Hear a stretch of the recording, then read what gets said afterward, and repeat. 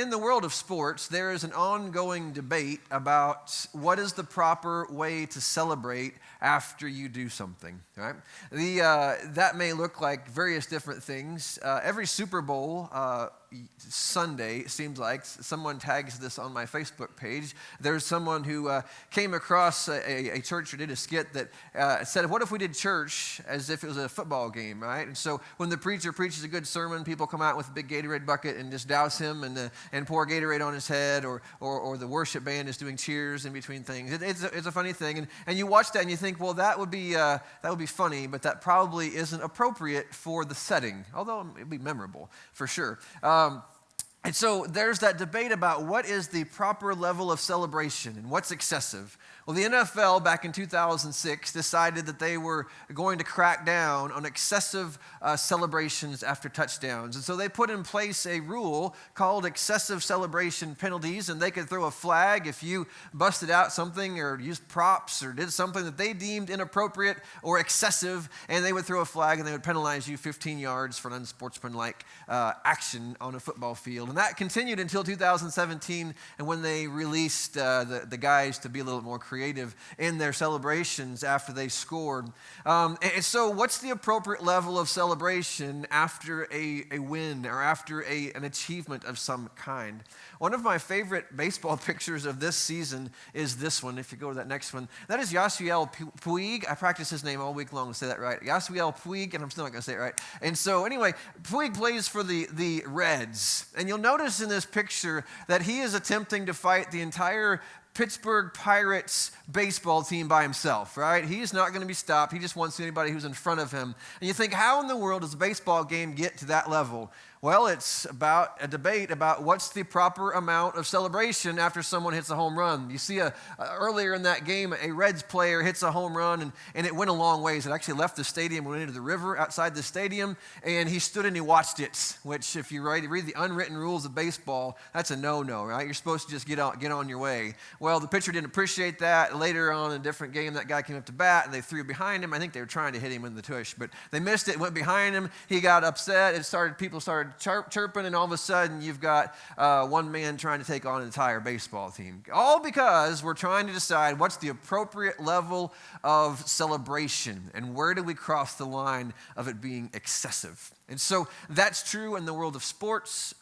You may not be a sports person and you think that's the dumbest thing in the world, grown men fighting over who watches a baseball. And those are silly things, and I get it. But when you put yourself in it, change the context then. Let's say as a country, we have watched over the years when we have been attacked at different levels by terrorist folks who have done terrible things to us. And it's something that produces a level of anger in you when you see someone gloating or celebrating over pain that's inflicted on our country from some attack or something. And so regardless of the context, whether it's sports, whether it's just the world or country or those struggles or whatever it may be, even siblings living in the same home relate to that, or husbands and wives, or people working in a workplace together. We all know that there's times when you do something really good and you want to celebrate it, or there's something really good happening in your life and you want to celebrate it, and so what's the level of excess? And so that theme is what I want us to introduce today, because we've been looking this summer at the stories that Jesus told in Luke as a storyteller. And we have watched him tell stories at different contexts and different themes. And for the next couple of weeks here, we're going to dive into probably the most famous chapter of Jesus as a storyteller, which is Luke chapter 15. It ends, the last story in the chapter is the prodigal son story, and we'll talk a little bit about that today. But in order to appreciate that story, you need to appreciate all of the stories in the context of that chapter, because really when you read Luke chapter 15 verses 1 and 2, it sets the stage. It tells you, well, why did Jesus tell stories about a lost sheep? Why did he tell a story about a lady losing a coin? Why did he tell a story about a dad who's lost a son? Well, why does he tell those stories? Well, the Bible's, they're not random. It is very intentional. I think it has everything to do with this whole excessive celebration issue that isn't a new issue at all. It's been around for a long time. And so let's read Luke 15, verses 1 and 2. That the context of those beautiful stories begins this way. Now, the tax collectors and the sinners were all gathering around to hear Jesus. So just pause there a second, okay? The tax collectors, if you know your Bible much at all, you know the tax collectors tend to be not people that were well thought of. In fact, someone has defined them as a person who bought the right to tax his own people to support the Roman army that was oppressing your people. All right? So not only were you collecting taxes, but you paid for the right to tax your own people so that money could be sent to a Roman government, and that government is then turning around and oppressing your own people. So that you can imagine that person's not real popular in the community. All right? And so, at many levels. And so, the tax collectors and the sinners, put that in quotation marks, the people that were undesirable, the people that the religious folks didn't really have much time for, people that just weren't really trying to live up to maybe biblical morality. They were just people that was kind of on the outside of things. But for some reason, they loved to gather around and listen to Jesus. And so they were. Now, the tax collectors and sinners were all gathering around, and that word is not just a one-time thing. That word implies this is a regular happening, right? This keeps happening. They kept gather around to hear Jesus. But the Pharisees, the teachers of the law, muttered to themselves and out loud, "This man welcomes sinners, and he eats with them." What's going on there? If you go back to that picture of the referee throwing the flag, the Pharisees want to throw a flag here because there's some excessive celebration. There's some excessive interaction going on here that in their eyes is completely excessive and ought not to be happening. That someone of Jesus' stature who claims to be a rabbi, a man who claims to speak for God, ought not to be having these kinds of gatherings and meetings and celebrations and even parties that they would gather at and they would visit together at. And so they wanted to throw a flag on Jesus and penalize him for his behavior.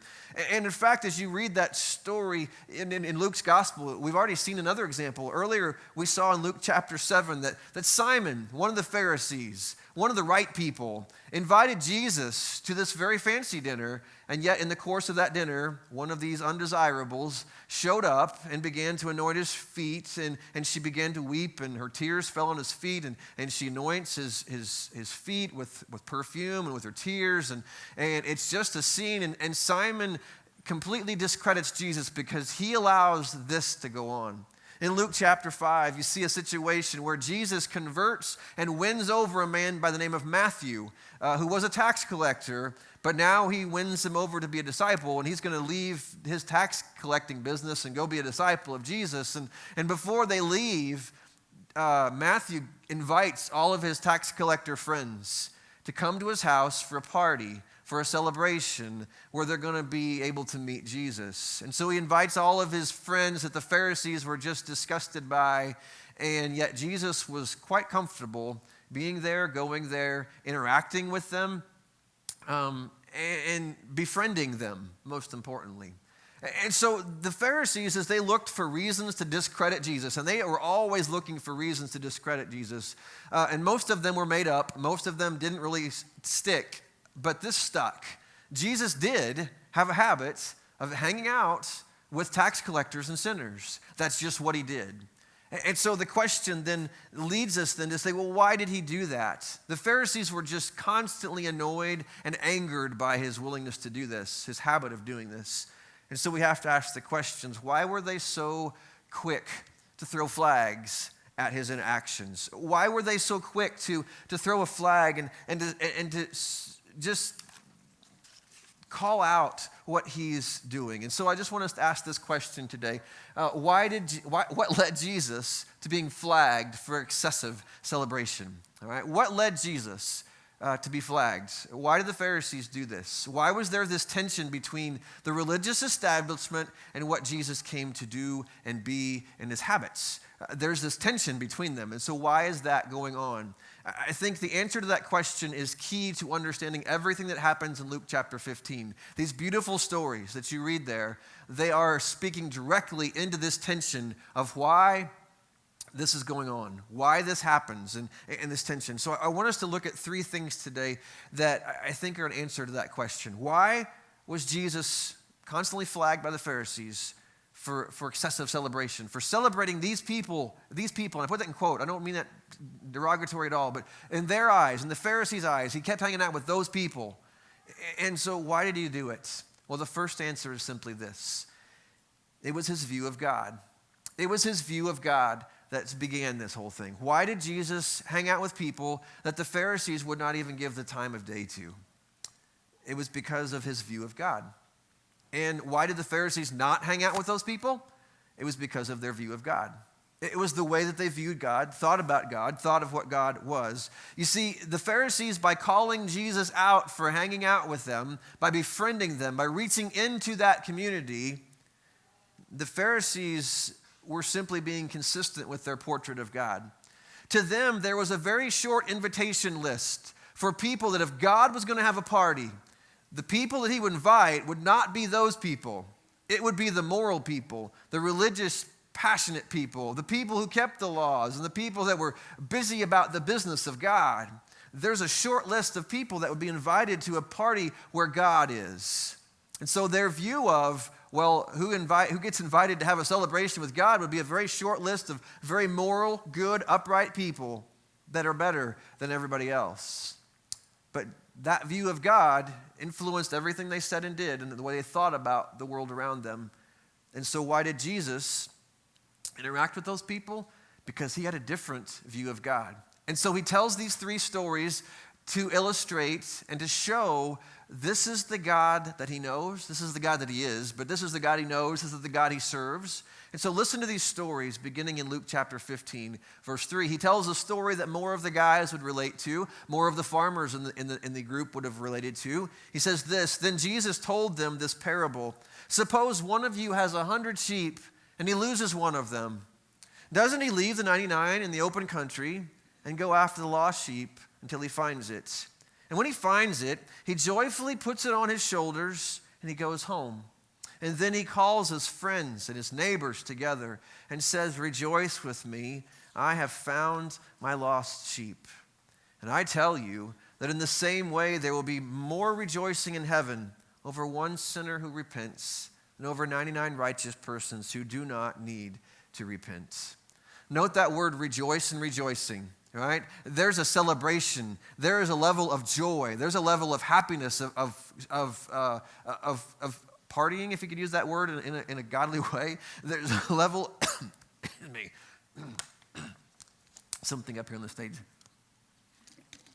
I'm allergic to lions, is what it is. And so there's a level of joy and rejoicing. Twice, at least in that passage, Jesus says there is rejoicing. The shepherd rejoices. So note that emotion that he feels over finding something lost and finding it and having it back in his care and his possession again. So he tells this story, and as Jesus told this story, these shepherds in these communities, many of them would have been very small communities that they wouldn't have had individual herds. They much would have had community herds. And so they would have been divided out at the end of the day, but they would have gone and fed together. They would have wandered the neighborhoods and the hillsides together. And so when one goes missing, that was an important part of the community.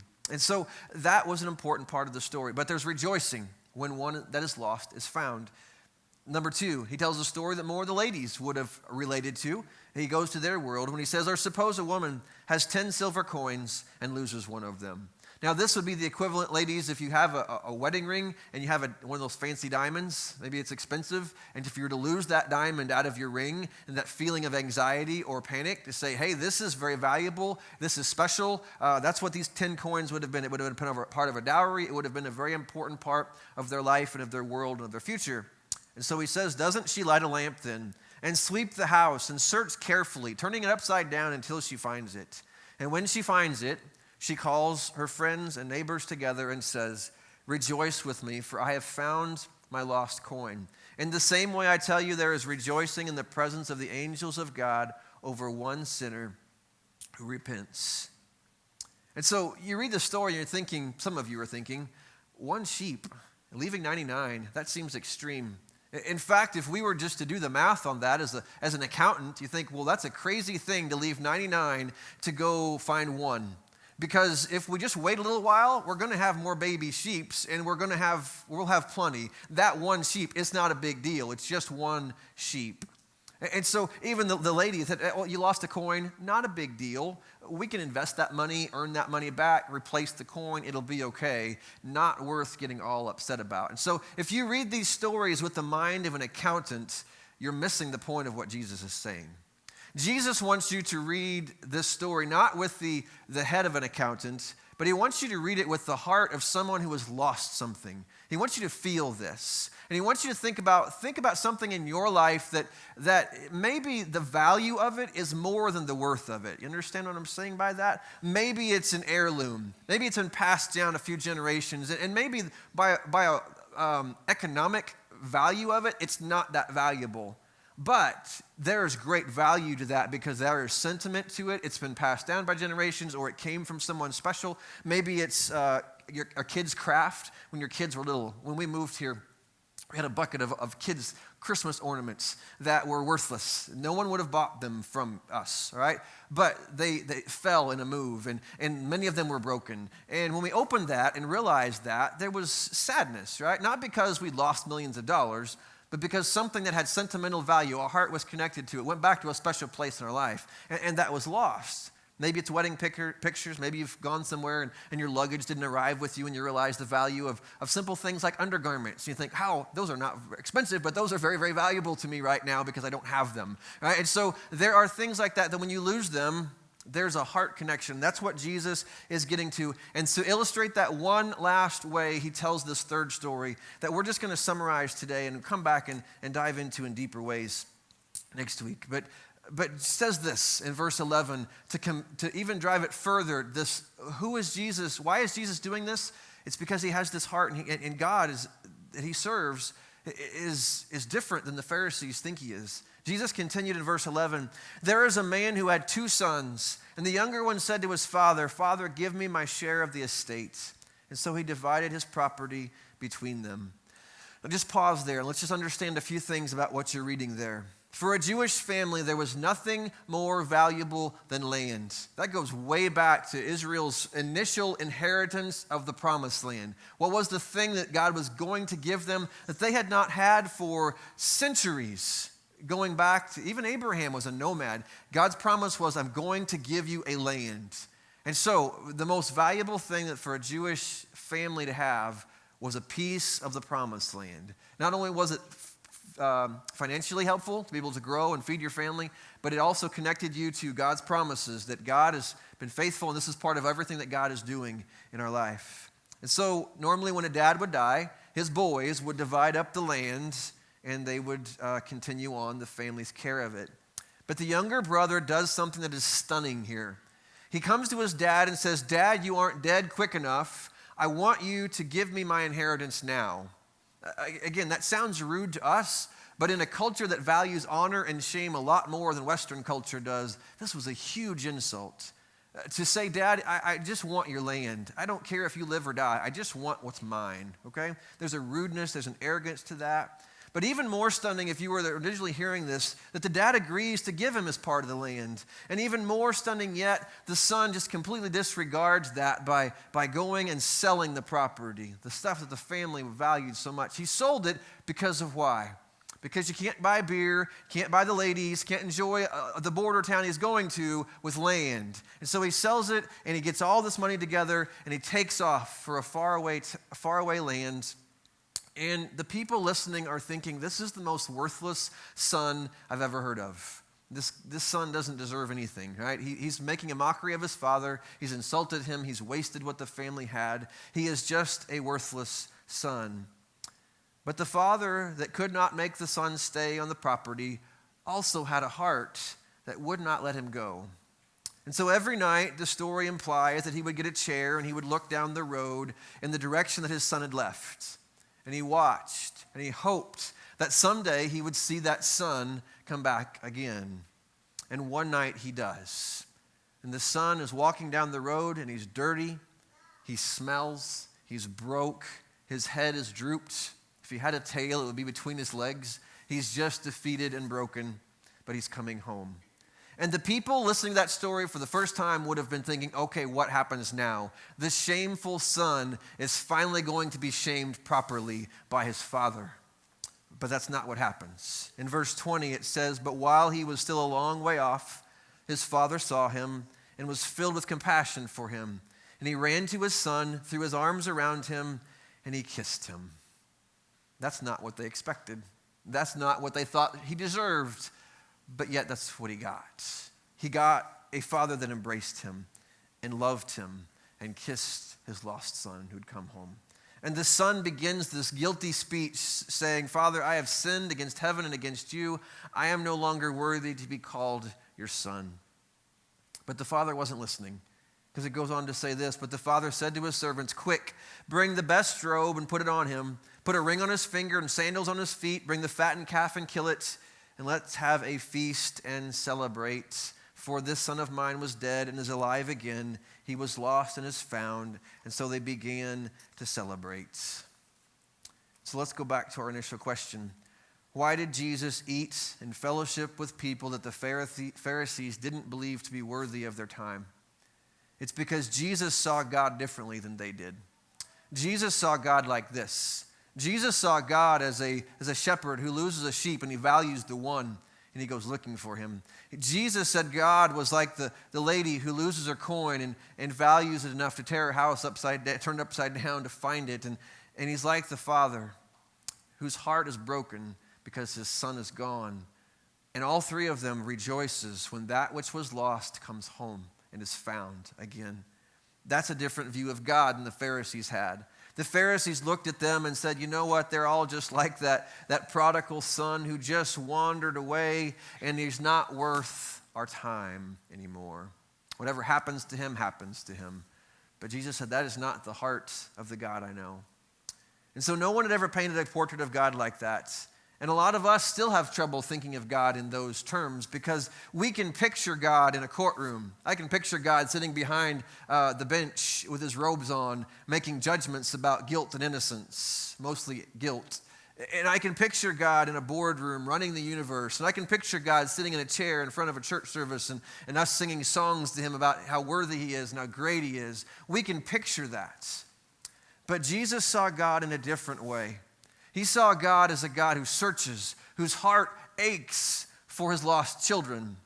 And that changed, moving to the second thing I want you to see, that changed the way not only that Jesus saw God, but because he saw God that way, it changed the way he saw the people that he interacted with. Number two, that they got on to Jesus. They thought Jesus was excessive because he valued each person in a way that they did not.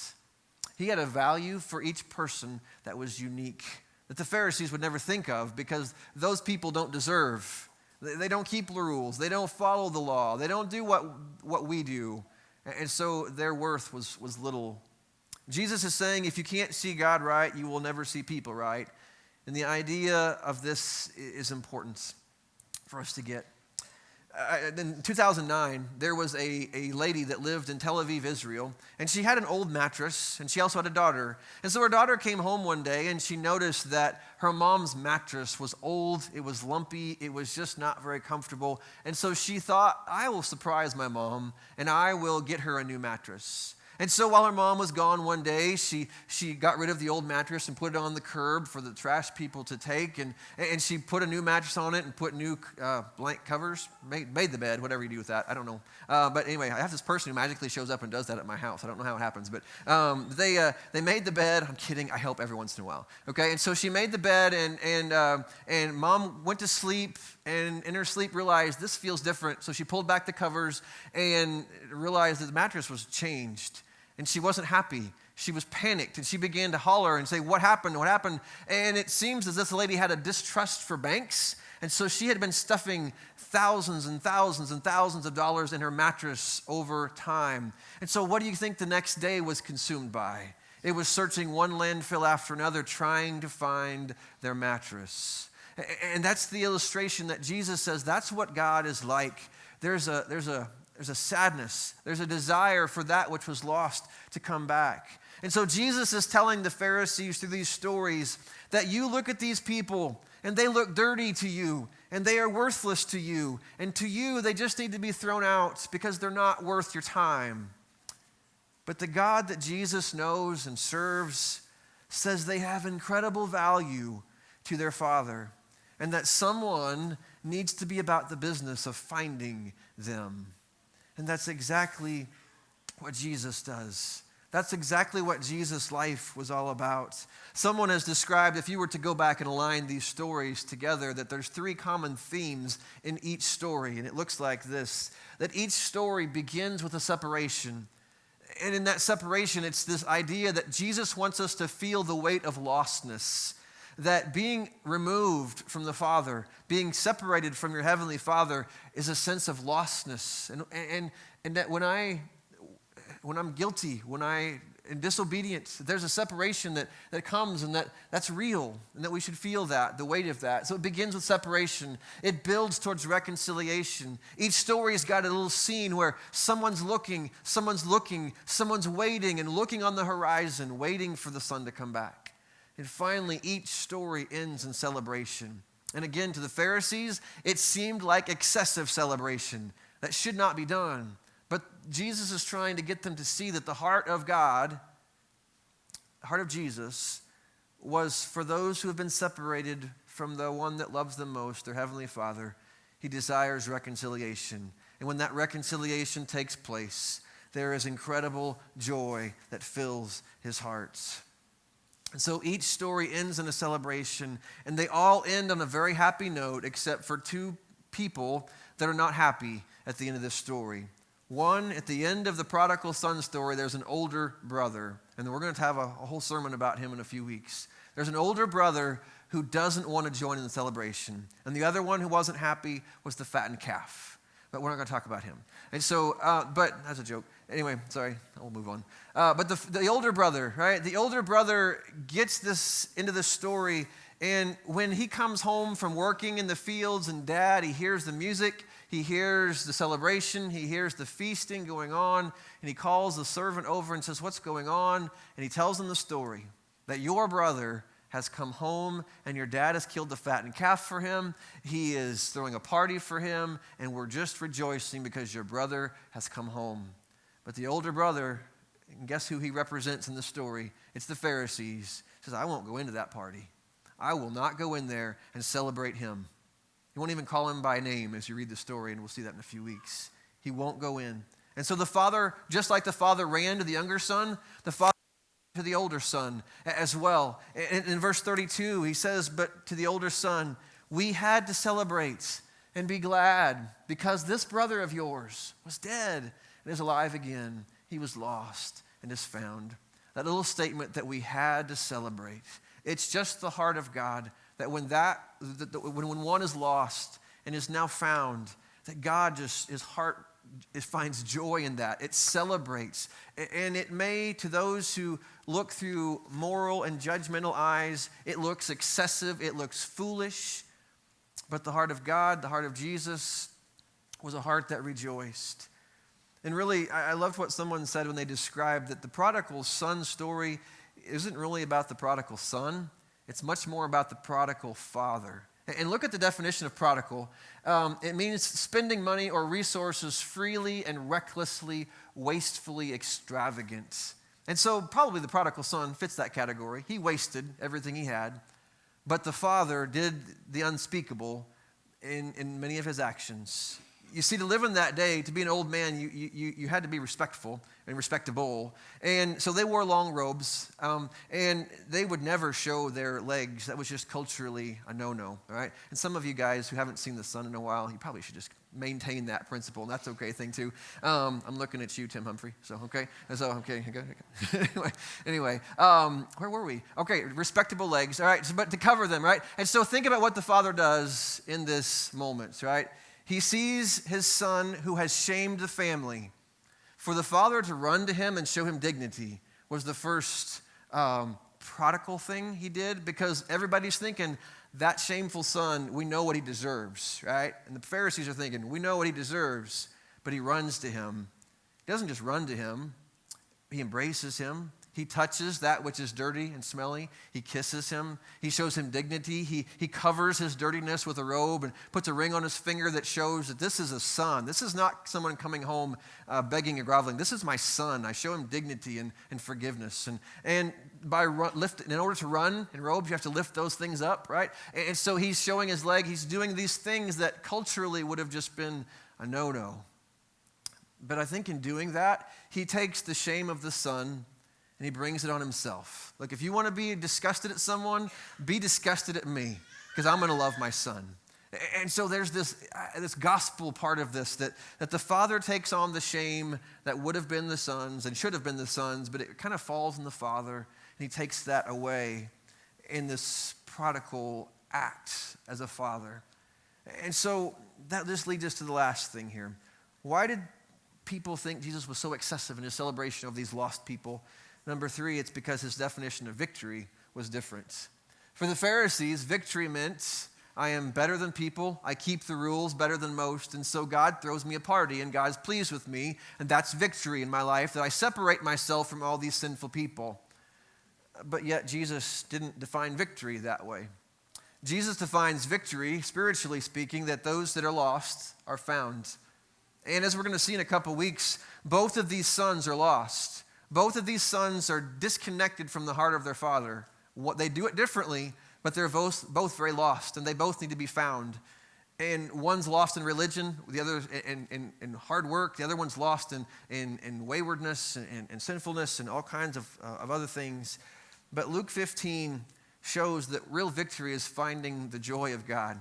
And that Luke 15 shows the joy of God. Over and over and over, you get a God who celebrates the lost being found. God needs to save us, and it filled him with joy to save us. And I love that, because I've been guilty of it as a church person all my life, to think, well, we'll just check the boxes, follow the rules, and we kind of leave this rejoicing thing out of it. But don't miss the heart of this, that Jesus tells these legalistic Pharisees, you know what, you think these people are worthless, but when we find one of these and they come home, they reconnect with their Heavenly Father, there is a level of joy you don't know, because the heart of God is full of joy to find that which was lost to come home, because he loves them, and he aches for them to come back, and he longs for them to be with him. And so oftentimes I think the temptation for us, if you've been a Christian for a while, the temptation is for that newfound joy that Jesus loves me and Jesus forgives me and Jesus saves me. That joy can be replaced with duty and religious activity, and pretty soon we lose that joy, and we become the older brother way too quickly. And so we present a very dreary, joyless gospel, a joyless Christianity to the world around us. And so my hope and my prayer today is that we would read these stories and that we would see Jesus' view of God, a different view of God that says that even the most lost is still valuable and beautiful and loved by God, and the value of each person and his definition of victory, and that God is a seeking God and God is on the pursuit of those who maybe we would check off and say, you know what, that's not a very lovable person. But God's heart hungers for people like that, just like he hungers for me, just like he hungers for you. So every one of us are called today to find the joy of God, the joy that he had when he found me, when I came home. And the joy, if you have come home to God, have come home to Christ, that the joy he felt when he found you. And the joy he still has, even though your path may be wandering, even though your path may not always be perfect, but the joy he has in making you his own. And so you and I, may we discover that joy. May we rediscover that joy if we've lost it. And may we present that joy to the people around us who are looking to see if God still loves them and cares for them.